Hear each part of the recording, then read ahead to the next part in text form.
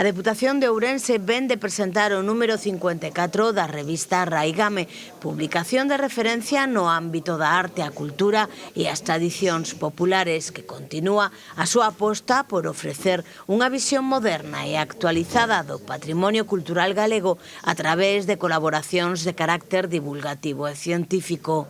É unha publicación que eu creo que das máis agardadas polo público xeral das que fai a Deputación e que forma parte pois dese compromiso que ten a institución coa cultura, non? O obxecto de Raigame é tratar temas de actualidade. En este número, o eclipse tiña que ser tema central.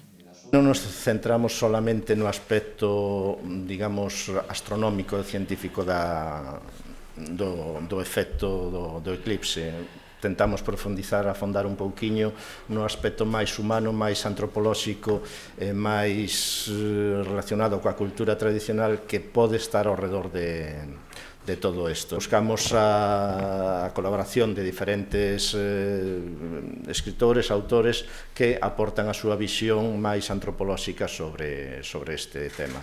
A publicación afonda tamén na etnoastronomía e complétase con achegas sobre crenzas populares vinculadas á influencia da lúa nas tarefas agrícolas, así como unha nova entrega de literatura de cordel relacionada coa astroloxía e a interpretación de fenómenos naturais. No eido etnográfico, Raigame recolle investigacións sobre sistemas tradicionais como a beceira, vinculada ao pastoreo comunitario, ou iniciativas de recuperación do patrimonio téxtil como o traballo arredor do liño e a produción da seda desenvolvido no Centro da Cultura Popular Xaquín Lorenzo.